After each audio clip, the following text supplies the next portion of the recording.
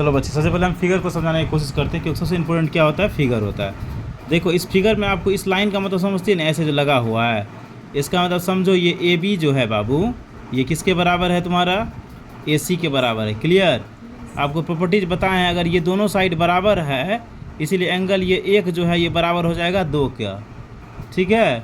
फिर देखो बच्चा यहाँ दिया है कि ये साइड जो है, ये साइड ये किसके बराबर है, इसके, इसीलिए बच्चा ये एंगल 3 बराबर एंगल 4 हो जाएगा। हम मान लिए हैं कि ये एंगल 1 है, ये 2 है, ये 3 है, ये 4 है। यहाँ तक समझी कोई बात। देखो इसी को हम गिवन में तुम्हारा लिखे हैं कि क्वेश्चन में दिया है गिवन में कि ए बी बराबर ए सी है। अब देखो जब ही ये ए बी और ये ए सी बराबर हो जाएगा तो एंगल 1 बराबर 2 होगा ना, प्रॉपर्टीज़ कहता है ये बात। इसीलिए हम यहाँ क्या लिखे हैं, एंगल 1 बराबर एंगल 2 हो गया। फिर देखो बच्चा यहाँ ए डी बराबर ए बी दिया है। देखो ये है तुम्हारा ए डी और ये तुम्हारा क्या है, ए सी है। सॉरी, ए डी बराबर क्या दिया है तुमको, ए सी दिया है। ए डी बराबर यहाँ A D is equal to A B दे रखा है ना, कोई नहीं, ये ए डी बराबर ठीक है लिखें ए बी। तो देखो ये इसके बराबर है और ये क्या हो जाएगा, इसके बराबर हो जाएगा। ठीक ना। तो ये एंगल तुम्हारा 3 और ये 4 बराबर इसलिए हो जाएगा। ठीक है। इसलिए क्या हो जाएगा, angle 3 is equal to angle यहाँ 4। अब देखो ए डी बराबर हम यहाँ ए डी लिखे हैं ना, ए डी बराबर तो यहाँ ए सी भी हो सकता है मेरा, क्या हो सकता है, ए सी भी यहाँ हो सकता है, क्या हो सकता है, ए सी। ठीक, समझ गए यहाँ तक। इसीलिए क्या हो जाएगा यहाँ तुम्हारा 3 इज इक्वल टू 4। देखो क्लियर कट, देखो बुक में भी ये फिगर बुक का है ना, देखो यही ना बुक का तुम्हारा फिगर है। देखो यहाँ दिया है ये और ये बराबर है ना, इसीलिए ये बराबर अगर ये हुआ तो ये एंगल और ये एंगल बराबर हो जाएगा, एसोएस्केलेन ट्रायंगल। फिर देखो ये साइड बराबर ये साइड हो गया तो एसोएस्केलेन ट्रायंगल, तो ये एंगल और ये एंगल बराबर हो जाएगा। इसीलिए इसको हम क्या मान लिया यहाँ फिगर में, देखो ये एंगल 1 है, ये 2 है, ये 3 है, ये 4 है, ये साइड बराबर ये साइड है, इसीलिए हम लिखे हैं एंगल 1 बराबर एंगल 2। ये साइड ए डी बराबर ए सी है, इसीलिए 3 इज इक्वल टू 4 लिख दिए। क्लियर यहाँ तक। ये अगर समझ गई तो क्वेश्चन बन गया। ठीक ना।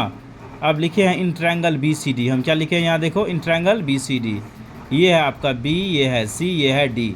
अब देखो ये ये एंगल ये एंगल ये एंगल ये एंगल का सम 180 होगा ना। ट्रायंगल का तीनों एंगल का सम कितना होता है, 180 होता है। तो हम लिखे हैं sum of all angle of triangle is equal to 180 degree. तो एक एंगल 1 है, एक एंगल यहाँ 4 है और एक एंगल ये 2 और 3 है ना। इसलिए हम क्या लिखे हैं 1 + 2 + 3 + 4 इज इक्वल टू 180। राइट बच्ची। अब देखो 1 इज इक्वल टू 2 हो सकता है, एंगल 1 इज इक्वल टू 2 यहाँ लिखे हैं। देखो 1 इज इक्वल टू 2 हो सकता है ना, इसलिए यहाँ 1 इज इक्वल टू 2 लिख दिए हैं। ये ऑलरेडी 2 है ही, ठीक ना, ये ऑलरेडी 3 यहाँ है ही। 4 बराबर 3 हो सकता है, ये देखो यहाँ लिखे हैं 4 इज इक्वल टू 3।